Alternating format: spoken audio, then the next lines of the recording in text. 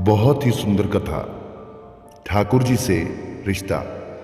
यह कहानी पूरी अवश्य पढ़ें, दिल खुश हो जाएगा। वीडियो को बीच में ना छोड़ें। एक बार मथुरा के निकट एक गांव में एक छोटी लड़की रहती थी। वृंदावन के निकट होने के कारण वहां से बहुत लोग ठाकुर जी के दर्शन को जाते थे। जब वो छोटी बच्ची 5 साल की हुई तो उसके घर से बांके बिहारी जी के दर्शन के लिए जा रहे थे। उस समय वाहन बहुत कम थे।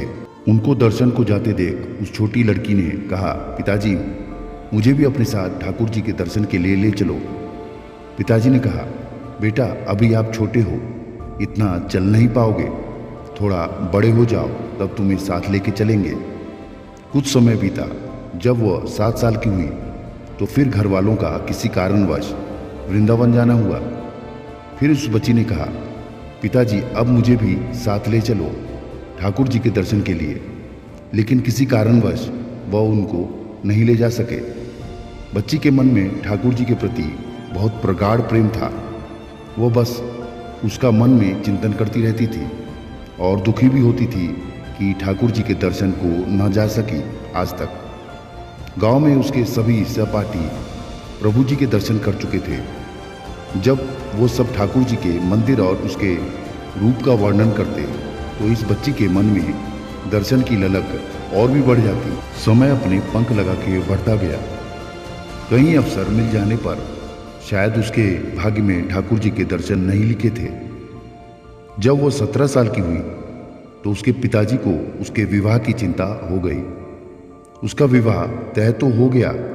संयोग हो कि उसकी ठाकुर जी के प्रति प्रेम के कारण उसका विवाह वृंदावन के सबसे पास वाले गांव में हो गया। वह लड़की बहुत प्रसन्न थी कि अब तो उसको भी ठाकुर जी के दर्शन होंगे। जब वह विवाह संपन्न हुआ तो वो अपने ससुराल गई। फिर रस्म निभाने के लिए वापस अपने घर आई। 1-2 दिन बाद वह और उसके पति जब वापस अपने घर जा रहे थे तो बीच में यमुना नदी पर उसके पति बोले, तुम कुछ देर इधर बैठो, मैं यमुना में स्नान करके आता हूं। उस लड़की का चिंतन अब ठाकुर जी की तरफ चला गया और सोचने लगी कब ठाकुर जी के दर्शन होंगे। उस लड़की ने लंबा घूंघट निकाल कर रखा था क्योंकि गांव है, ससुराल है, और वहीं पर वो बैठ गई। फिर वो मन ही मन विचार करने लगी कि देखो ठाकुर जी की कितनी कृपा है। उन्हें मैंने बचपन से भजा और दर्शन के लिए ललायत थी। उनकी कृपा से अब मेरा विवाह श्रीधाम वृंदावन में ही हो गया। पर मैं इतने सालों से ठाकुर जी को मानती हूँ, पर अब तक उनसे कोई भी रिश्ता नहीं जोड़ पाई। फिर सोचने लगी ठाकुर जी की उम्र क्या हो सकती है। मेरे हिसाब से 17 वर्ष के ही होंगे। मेरे पति 21 वर्ष के हैं, उनसे थोड़े छोटे ही होंगे। इसलिए वो मेरे पति के छोटे भाई की तरह हुए तो मेरे देवर ही लगे। तो आज से ठाकुर जी मेरे देवर होंगे। अब तो ठाकुर जी से नया संबंध जोड़कर उसको बहुत प्रसन्नता हुई और मन ही मन ठाकुर जी से कहने लगी, हे ठाकुर जी, आज से मैं आपकी भाभी और आप मेरे देवर हो गए। पर वह समय कब आएगा जब आप मुझे भाभी भाभी कहकर पुकारोगे। जब वो किशोरी ये सब सोच ही रही थी तभी एक किशोरावस्था का सांवला सा लड़का उधर आ गया और कहने लगा, भाभी भाभी।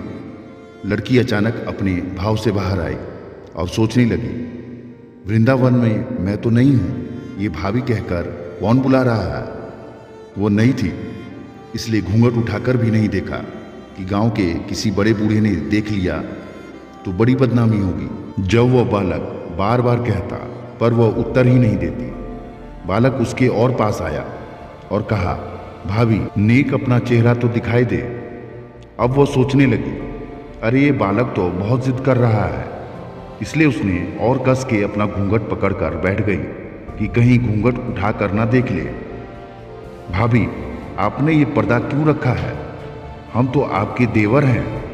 उस लड़की ने उसको एक नज़र देखा, फिर कहा, नहीं हम आपको नहीं जानते, और घूंघट ओढ़ लिया। नहीं नहीं, हम आपको जानते हैं, आप उस गांव के हो ना, बस कुछ ही दूर में हमारा घर है।